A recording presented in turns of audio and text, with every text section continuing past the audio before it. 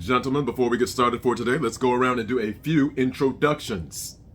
Well, I'll go first. Mainstream Republican here. Conservative, pronoun-free ideologies. God and country first. A small government, yeah. A small government. Okay, yeah, well, your boy is doing everything from taking over domestic agencies to the Gaza Strip. I'm sorry, we're supposed to be doing introductions here. I'm liberal. I read a lot. I loved Obama. I've been okay with Biden, Clinton, Harris in the years subsequent to that. I'm not as passionate about any of them as you guys are about Donald Trump. And just lately I've been depressed, anxious, nervous, fearful.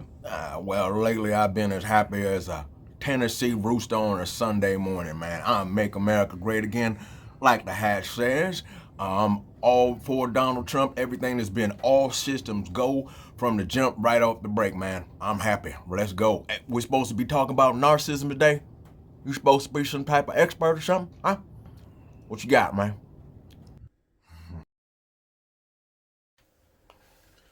Well, gentlemen, thank you again for those introductions. Yes, I am Dr. J. Houston, author of many books on emotional intelligence. And yes, we are here today to be able to discuss narcissism, which is the opposite of emotional intelligence. It's not just the menu of actions that we'll discuss and menu of behavior and traits that they have, but the effect that those have on the targets and enablers in social and professional settings. So with that, let's get into three things. One, narcissistic personality disorder is a serious label. It is an overused term and is often misunderstood in terms of its application in social and professional settings. Two, I enjoy researching narcissism. I enjoy dissecting narcissistic behavior. I do not enjoy discussing it amongst those who have neither researched it or experienced it. It is a hard ask for people who haven't researched it or experienced it to be able to understand just how far narcissists go in their behavior, which leads me to number three. I'm a reluctant, MAGA to answer your question, a reluctant expert on this subject. Well, let's get right into it. Make America Great Again. Make America Great Again. Right. You have the click for the next slide. Thank you. Got you. Yep. So MAGA, to further answer your question, am I an expert? I am not a psychologist, a sociologist, a political science major, or a historian. In fact, my doctorate in molecular genetics and computational chemistry within a pharmaceutical and biomedical sciences curriculum did not groom me whatsoever to hold discussions on emotional manipulators or media relations. However, as I mentioned before, I am a reluctant expert, which means I have directly experienced both being a target and an enabler. Here's a key point. The attributes of narcissistic behavior are reproducible, predictable. All narcissists run the same plays out of the same playbook, which leads to the reactions of enablers and targets being just as predictable, just as redundant.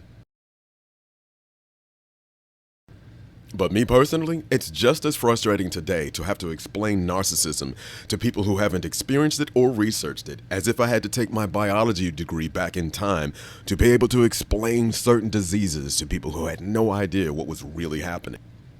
How exactly would I explain to people in 5th century Greece that the neck-turning, tensing of hands and feet, frothing at the mouth symptoms that they witnessed of epilepsy were actually due to disturbances in the electrical impulses between the myelin sheaths of nerve cells, and not demonic possession? Maybe I'd travel back to the year 1345 and explain to people that the bubonic plague that they were experiencing was not due to cats or Jews or witches, or even the alignment of planets Jupiter, Saturn, and Mars.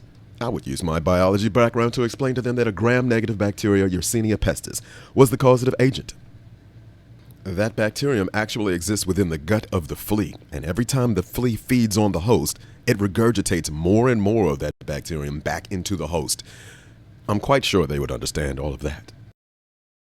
Well, today it's just as frustrating to be able to explain the narcissistic cycle, love bombing, breaking boundaries, denying and attacking, and constantly lying, leading to more love bombing. That cycle leads to chaos in the workplace, in political environments, romantic relationships, and social groups.